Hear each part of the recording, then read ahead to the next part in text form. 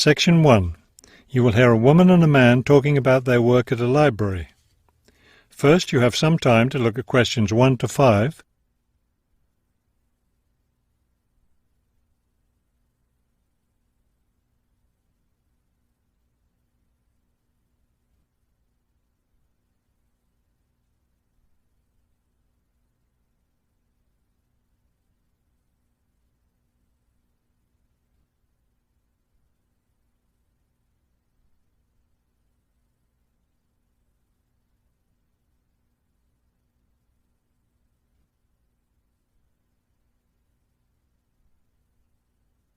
You will see that there is an example that has been done for you. On this occasion only, the conversation relating to this will be played first. Hello, I'm Mrs. Phillips, the head librarian. You're the new library assistant, aren't you? Yes, I'm Robert Haskell, but please call me Bob. The woman introduces herself as the head librarian, Mrs. Phillips, so the name Mrs. Phillips has been written in. Now we shall begin. You should answer the questions as you listen, because you will not hear the recording a second time. Listen carefully and answer questions 1 to 5. Hello, I'm Mrs. Phillips, the head librarian. You're the new library assistant, aren't you? Yes, I'm Robert Haskell, but please call me Bob. All right, Bob. Let me take a few minutes to explain how the library works and what your duties will be. First, the library opens at 8:30 in the morning, so naturally we expect you to be here and ready to work by then. Of course. And you can go home at 4:30 when the library closes. Now, let me explain where everything's kept. It looks like here on the ground floor is where the reference books are. Yes, that's right. Up on the second floor is where the adult collection is, both fiction and non-fiction. And the children's books are there too, aren't they? I thought I saw them in the room by the stairway. No, those are magazines and newspapers for adults. Children's books are up one more flight on the third floor. We'll take a look at them later. Let me show you how we organize our work. Do you see that brown book cart over there? The one by the door? Yes, that one. Those books have been checked in and need to go back on the shelves. Okay, so the brown book cart has books to reshelve. What about this black cart by the desk? Those books have torn pages or damaged covers. They're all books that need to be repaired. Okay, I know how to do a lot of that. I'm pretty good at mending torn pages and covers. That's great, because we really need help with that. And that white cart in the corner, what are those books for? Those are old books that we've taken off the shelves to make room for new ones. We sell them as used books to raise money for the library. So they're all ready to sell? Yes, that's right. So now you know what to do with the books in the carts. Let's talk about our activities schedule.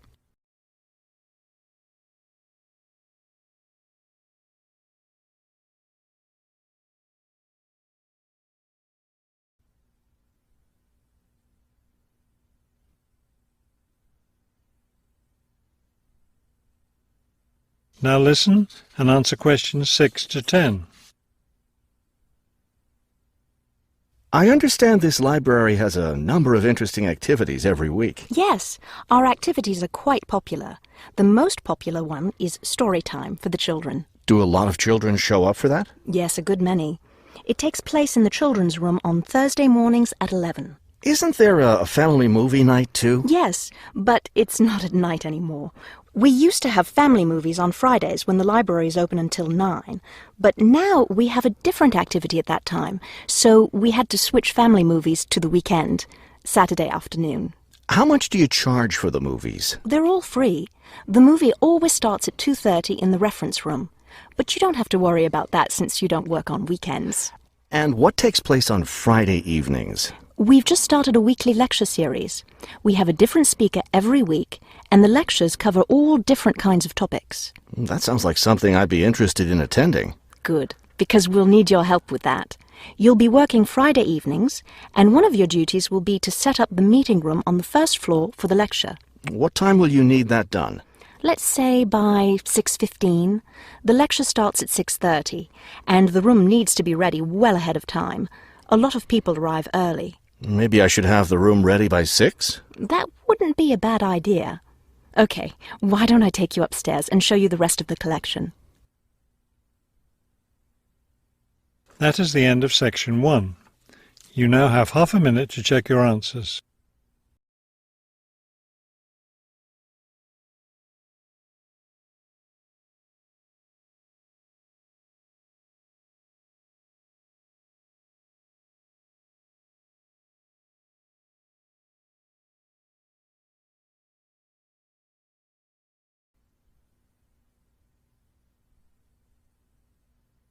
Section 2. You will hear a radio interview about a lakeside resort. First, you have some time to look at questions 11 to 15.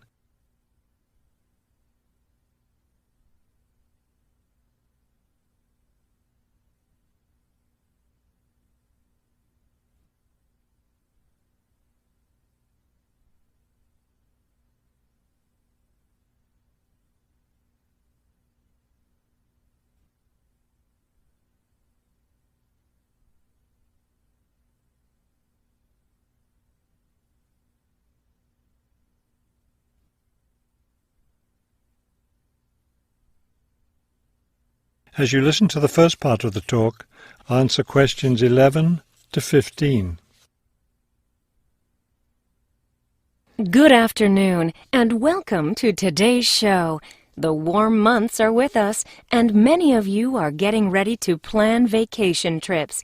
To help you with that, we have a special guest today, Robert Sampson, director of the Golden Lake Resort. Robert, I understand Golden Lake is a popular place for families to spend their vacations. Yes, families enjoy spending time at Golden Lake. Many come back year after year. We have a spectacular location and fun activities for both children and adults. Could you describe for us some of the activities available at Golden Lake? We have a lot of water activities, of course, since we're right on the lake. We have a pleasant sandy beach for swimming. We also have canoes and sailboats available, and many of our guests enjoy boating on the lake. I imagine water skiing would be popular among your guests. Actually, we don't permit water skiing in the resort area. It can be dangerous for swimmers and for the canoeists too. We do have a great location for fishing, though, and you'll often see guests fishing from our dock or from the canoes. That sounds very relaxing. What about activities on land? Do you have facilities for tennis? We had tennis in the past, but the courts fell out of repair, and since we found that most of our guests weren't interested in the game, we closed the courts down. So that's no longer an option. And naturally, because of our location in the woods, we don't have an adequate area for a golf course. But I'd like to let your listeners know that we'll be adding a new activity this year. We've made an arrangement with the local stable, so now we're going to have horseback riding available for our guests.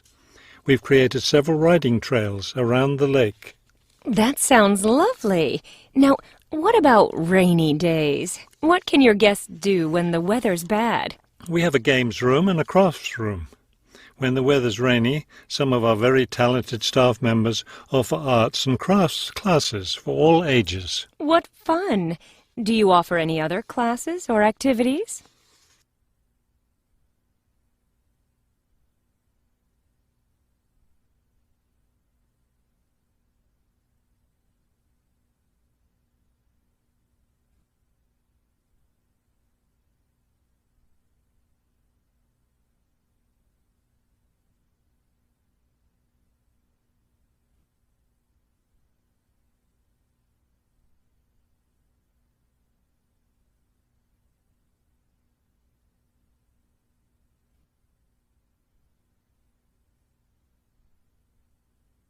Now listen and answer questions 16 to 20. We have a weekly schedule of evening activities which anyone can attend if they choose. Every Sunday we show a film, always something that's suitable for the whole family. Monday's my favourite night because that's dessert night.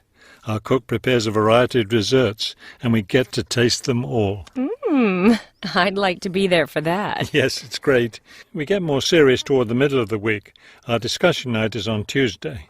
Discussion night? Yes, we discuss different current events depending on what's happening that week in the news. Then on Wednesdays we have lectures. We invite different experts to talk about local history or nature topics. This is actually one of our most popular evening activities. We found that our guests are really interested in learning about the local area. It sounds quite interesting. Yes, we've had some excellent speakers. Thursday nights are totally different because that's when we play games. That's especially fun for the children. The children love Fridays too, because that's talent show night. Everyone gets in on that. Staff, guests, everyone. It looks like you have a lot of fun at Golden Lake Resort. We do. And we end every week with big fun, with a dance on Saturday night. Now I understand a little more why Golden Lake is such a popular place for family vacations. With such a variety of activities, there's something for every member of the family there. There is, and I hope your listeners will consider spending their next vacation with us. That is the end of section 2. You now have half a minute to check your answers.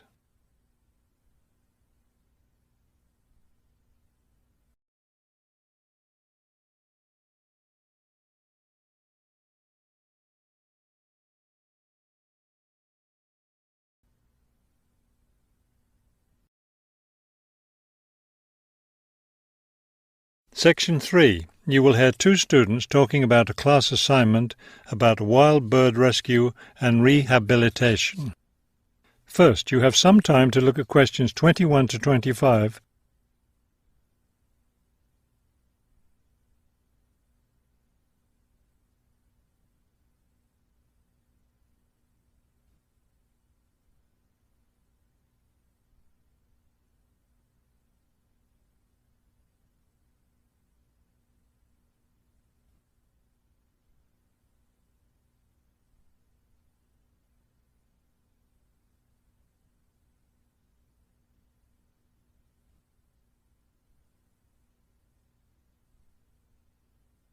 As you listen to the first part of the conversation, answer questions 21 to 25.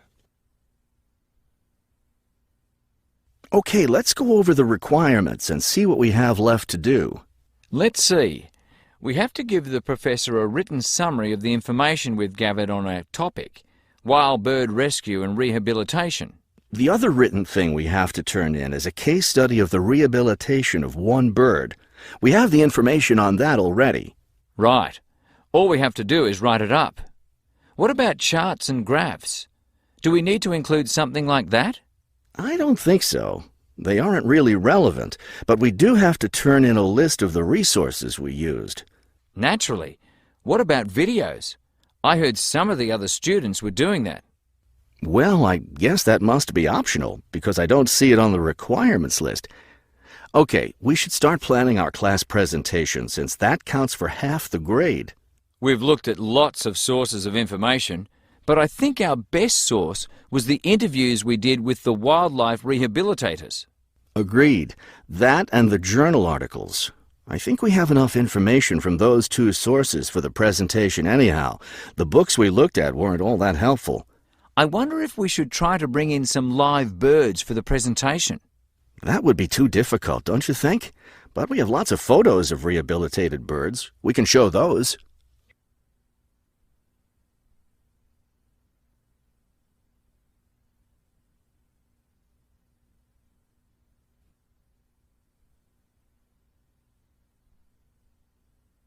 Now listen and answer questions 26 to 30.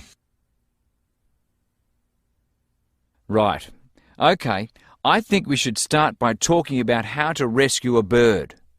Probably first we should help people understand which birds need rescuing. Yeah, that's really important, because a lot of times people see a baby bird that's all alone, or they find a bird sitting on the ground and they think it needs to be rescued. And usually those are just baby birds learning to fly. So we should emphasize that people should only attempt to rescue a bird that's clearly injured. For certain kinds of birds, the rescuer needs to wear protective gloves, because some of those birds have sharp claws and can tear your shirt, or worse, injure your face or some other part of your body. Yes, that's an important point. Okay, next, let's tell people to put the injured bird in a box with good air circulation. We should let them know that a cage isn't necessary, and a bag, especially a plastic one, could hurt the bird more. Another thing we need to say is that the best way to help the bird stay calm is not by petting it or talking to it, but by leaving it completely alone. Then people should take the bird to the bird rescue center as soon as possible. Right. And we should also point out that when they're driving the bird to the rescue centre, it's better not to play music on the radio or talk loudly, because those things just stress the bird. Yes, it's better just to speak quietly while you have the bird in the car. Okay, we've got that part covered. Next we should talk about what happens at the rescue center. That is the end of section 3. You now have half a minute to check your answers.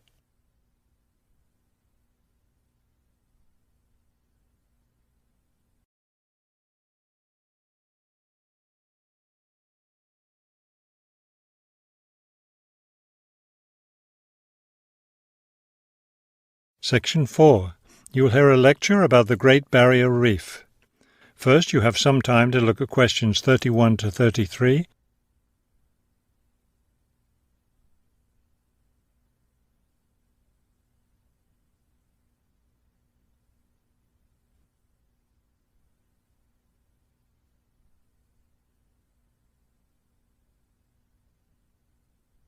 Now listen carefully and answer questions 31 to 33. Despite its name, the Great Barrier Reef isn't just one large coral reef. Rather, it's a system of coral reefs that stretches along the east coast of Australia, covering an area of around 300,000 square kilometres. The Great Barrier Reef is composed of approximately 3,000 individual reefs, which range in size from 1 hectare to more than 10,000 hectares each. In addition, around 600 islands are scattered throughout the area, particularly at the northern and southern ends. The reefs themselves are composed of over 400 different kinds of coral, the largest variety of corals found anywhere in the world.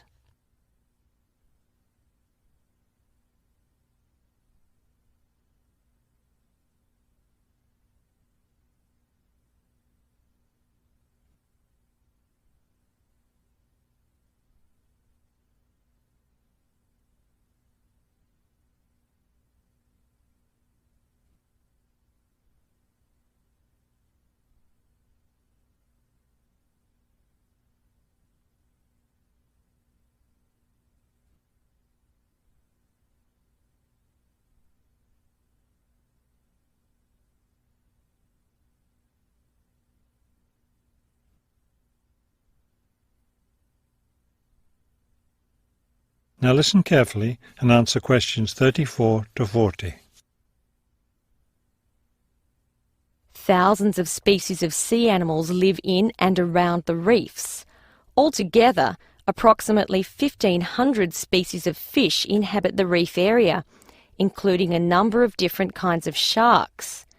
One of the more interesting mollusks to be found in the reefs is the giant clam. This huge shellfish can live for more than 100 years and can weigh as much as 200 kilos. Sea mammals abound in the area, which serves as a breeding ground for certain types of whales, many of which are endangered. Over 200 species of sea and shore birds feed, roost or nest among the reefs and islands. Many types of reptiles can also be found living among and near the reefs. Saltwater crocodiles, for example, inhabit the marshes along coastal areas. Amphibians include at least 7 species of frogs inhabiting the islands of the reef. Unfortunately, this wondrous area of the world is threatened by climate change. Rising sea temperatures have led to an effect called coral bleaching, that is, large numbers of corals dying off, especially in the shallower areas of the reef. The Great Barrier Reef Marine Park Authority is attempting to find effective ways to deal with this issue that threatens the reef. One proposed solution involves shading the reef in certain areas to help keep the surrounding water temperatures down. That is the end of section 4. You now have half a minute to check your answers.